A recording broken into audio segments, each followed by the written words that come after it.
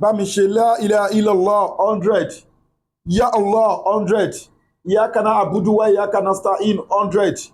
wàá máa ṣe every morning, wàá tún máa ṣe lálẹ́ pẹ̀lú ààwẹ̀ ọjọ́ méje ni. wàá wá aṣọ ọmọkùnrin tuntun kékeré tí wọ́n ti wọ̀ rí, aṣọ ọmọ obìnrin tuntun kékeré tí wọ́n ti wọ̀ rí. tó o bá ti ka òǹkà yìí wàá kó síwájú, tó bá ti ṣe òǹkà àdúrà yìí tán wàá blow ẹ̀ sí láàárọ̀.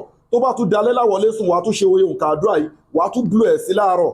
farabalẹ̀ kó gbọ́ fídíò ìdélẹ̀. ọjọ́ méje ló fẹ́ fi rìnrìn àjò yìí. lẹ́yìn ọjọ́ méje wàá wá ṣe sàárà. màá wá sọ bó ṣe máa ṣe aṣọ yẹn. fi fídíò yìí ránṣẹ́ káwọn èèyàn jẹ àǹfààní ẹ̀ síwájú kó tó ṣiṣẹ́ yàbí tó bá ṣiṣẹ́ ìtọ́ ìkọlù bá lágbára fi sákàǹtì àwọn ọmọ aláìní. àkáǹtì nọ́mbà ní fáwọn ọmọ aláìní 2044237680. àkáǹtì nọ́mbà fáwọn aláìní 2044237680. First Bank of Nigeria, Global Dahiratu Dhikrlahi Islamic Organization. gbogbo ẹ̀ tẹ́ bá fẹ́ pè wá fún èké nínú ìpèníjà both natural and spiritual problem, abẹ́fẹ́ ra àwọn product wa, ẹ contact wa lórí +234 810 913 1425. ẹ WhatsApp wa àbíkẹ́ pè wá lórí +234 810 913 1425. both natural and spiritual problem aláwọn special package náà ta tún máa ń ṣe. bẹ́ẹ̀ ni obìnrin tó ń wojú ọlọ́run ọba fọ́mọ, ọkùnrin tí ó lè perform déédéé, ẹni tó wà lórí àìsàn ọlọ́jọ́ pípẹ́, ẹni táyé ń dà láàmú tó ń lálàkàlà tó ń forí kókó aláǹtakùn tó ń jẹun lójú oorun, ìbálòpọ̀ ojú oorun. ètò àwẹ̀ wà tá a fi yanjú kéèsì yín fún yín, ètò àdúrà wà tá a fi yanjú kéèsì yín fún yín, ètò sàárà wà tá a fi yanjú kéèsì yín fún yín, àwọn halal powder wà tá a fi yanjú kéèsì yín fún yín yàtọ̀ sí product.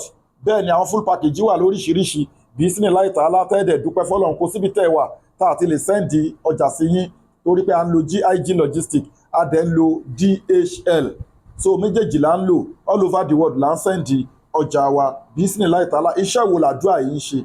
gbogbo owó obìnrin tó ń wojú ọlọ́run ọba fọ́mọ, ṣé ó ti gbìyànjú? ó lo àgbo, ó làgún mu, ó ń lọ sí hospital, jókòó àdúrà ìfọ́jọ́ méje. ìwọ tó o bá lè ka àwọn orúkọ ọlọ́run yìí, máa dàníyàn sí aṣọ ọmọ obìnrin àtàwọn aṣọ ọmọ ọkùnrin tuntun everyday pẹ̀lú àwẹ̀ ọjọ́ méje ló fẹ́ fi ṣe.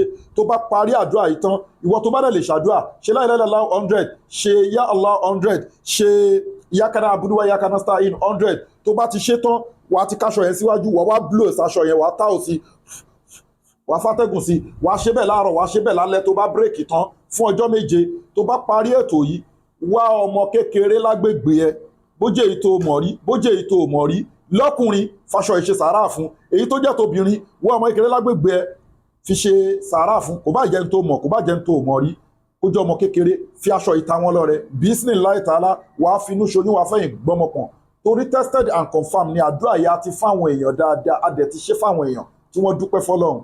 bẹ́ẹ̀ ni kò sẹ́ni tí ó lè lò, ọlọ́run ọba ló ń gba àdúrà wa. qala rabbukum ud'uni astajib lakum. àmọ́ má ṣe mọ́tò má ṣe gbéraga, torí pé kí ni allazina yastakbiruna anil ibada sayadkhuluna jahannama da'ir. so ẹ pè wá fún ìpè yìí nínú ìpèníjà. Ìbẹ̀jú Lẹ́kì la wà Lagos, ẹ̀dá fẹ́ rí wa, ẹ WhatsApp wa, ẹ ti rí àwọn product wa ní lóríṣiríṣi. Caterpillar òun ní miracle leaf sí ní Caterpillar yín síbẹ̀ obìnrin tó ń wojú ọlọ́run bá fọ́mọ tó ní infection, tọkọ-tìyàwó, memory booster, transformer, ẹ ti rí bulldozer, med fibroid, all in one. ikú nìkan ni kò lè wo, lágbára púpọ̀, ó dẹ̀ wà láàlú. gbogbo product wa ló gba láàbù kọjá.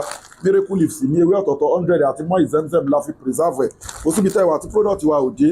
a dẹ̀ tún ta àwọn virgin olive oil àti black seed oil tó wà effective gidi. ọlọ́run gbàdúrà wa. Fi fídíò yìí ránṣẹ́ káwọn èèyàn jàǹfààní ẹ̀. àdúrà tó dáa ni. bẹ́ẹ̀ ni yàtọ̀ sí gbófásọ yẹn ṣe sàárà gan, tó bá parí ẹ̀ tán lẹ́yìn gbófásọ ṣe sàárà, nǹkan tó bá wù ẹ́ tó fi ṣe sàárà máa ṣe lẹ́ẹ̀kọ̀ọ̀kan. ó lè para àdúrà ilé mẹ́ta fọ́jọ́ méje, ọlọ́run á dá ẹ lóhùn. Bismillah ta'ala dẹ̀jẹ́ kọ́kọ́ ẹ wà available o, iye kọ́kọ́ ò ní sílẹ̀ available tí wàá fẹ́ lóyún ẹ̀mí mímọ́, ọkọ̀ ẹ wà available. Bismillah ta'ala ẹ pè wá fún èké nínú ìpèníjà both natural and spiritual problem lórí +234 810 913 1425. ẹ WhatsApp wa àbíkẹ́ pè wá lórí +234 810 913 1425. Innal izzata lillahi jami'a. gbogbo agbára ọlọ́run ọba lónìí. Má sálàmù wa ilal liqa.